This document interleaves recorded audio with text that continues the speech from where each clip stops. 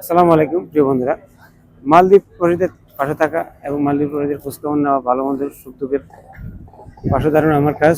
তো আজকে চলে আসলাম এক ভাইয়ের কাছে, দেখলাম উনি ব্লগ করে এবং উনি মালদ্বীপের অনেক সুন্দর সুন্দর ভিডিওগুলো করে।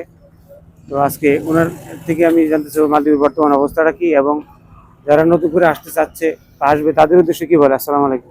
ওয়ালাইকুম আসসালাম। কেমন আছেন ভাই? আলহামদুলিল্লাহ, ভালো আছেন? এই তো আছি, আলহামদুলিল্লাহ আমি ভালো আছি। আচ্ছা ভাইয়া, আপনি তো মালদ্বীপ অনেকদিন যাবত ভিডিও করেন, আমরা আপনি মালদ্বীপ বর্তমান অবস্থা নিয়ে কিছু কথা বলেন সংক্ষেপে। মালদ্বীপ আমি এখন ভিডিও করতে আসার সময় দেখতেছি শত শত লোক বসে আছে পার্কের মধ্যে। তা আমারা দেখি বলতেছে, ভাই আমাদের একটা ভিডিও বানান, দালাল আমাদের কানে কাজ দিচ্ছে না।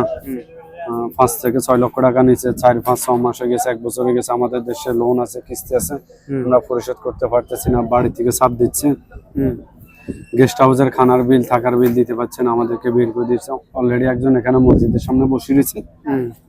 এই হচ্ছে পরিস্থিতি মালদ্বীপের, খুব ভয়াবহ অবস্থা। আপনারা কেউ আসবেন না, দালালের চক্করে পড়ে আসবেন না। আপনাদের যদি আত্মীয় স্বজন থাকে, ভাই ভাড়া, তাহলে আপনারা আসতে পারেন আমি মনে করি। আর এমনি আপনারা কারো থেকে বিষয় নিয়ে আসবেন, এটা প্রতারণা হবেন আমি নিশ্চিত।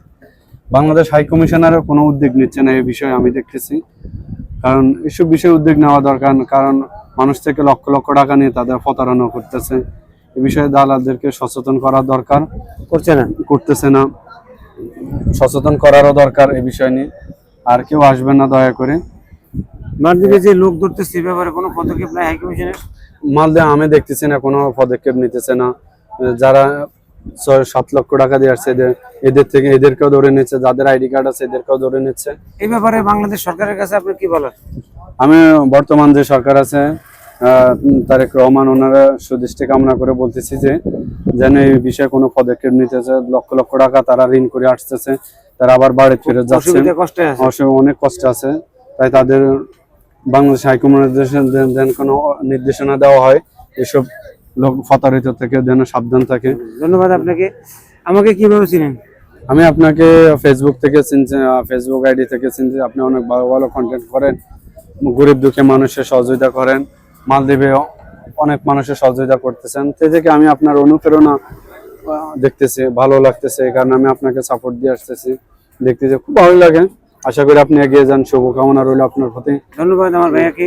আসলে মূলত আমার এখানে ভিডিওটা করা হলো, আমি মালদ্বীপ প্রবাসীদের নিয়ে বিভিন্ন ভিডিও করে থাকি। তো উনি একজন কন্টেন্ট ক্রিয়েটর, ওনার মাধ্যমেও আপনাদেরকে মেসেজ দিলাম, আপনারা যারা মালদ্বীপে আছেন সতর্ক সাবধানে থাকবেন এবং নতুন করে কেউ আসার চেষ্টা করবেন না। মালদ্বীপের পরিস্থিতি খারাপ, কাজ নেই। যারা আইসে পড়ছেন, প্রতারিত হয়ে গেছেন, তার আর তো কিছু বলার নাই। এখন সামনের দিকে কীভাবে ভালোভাবে চলা যায়, এটাই তো ভাইয়া। মালদ্বীপে কোনো রিসোর্টে এখনো কোনো লোক নিচ্ছে না, কোনো কাজ নাই, রিসোর্টও নাই। আপনার ওই 3-4 লক্ষ টাকা যে ইয়ে নিচ্ছে, এদেরকে প্রতারণা করে নিচ্ছে। 2 মাস রাখি, 1 মাস রাখি, আবার এদেরকে রিটার্ন পাঠাই দিচ্ছে। কেউ রিসোর্টে আসবেন না। মূলত কথা হয়েছে যুদ্ধ লাগছে, তো এই জন্য রিসোর্টের লোক টানতেছেন, কোথাও লোক টানতেছেন। দয়া করে এই মুহূর্তে কেউ মালদ্বীপের দিকে পা দিবেন না। সবাই সুস্থ থাকুন, ভিডিওটা শেয়ার করে দিবেন ভাইয়া। আর কিছু বলার? আল্লাহ হাফেজ, ভালো থাকুন, গুড বাই।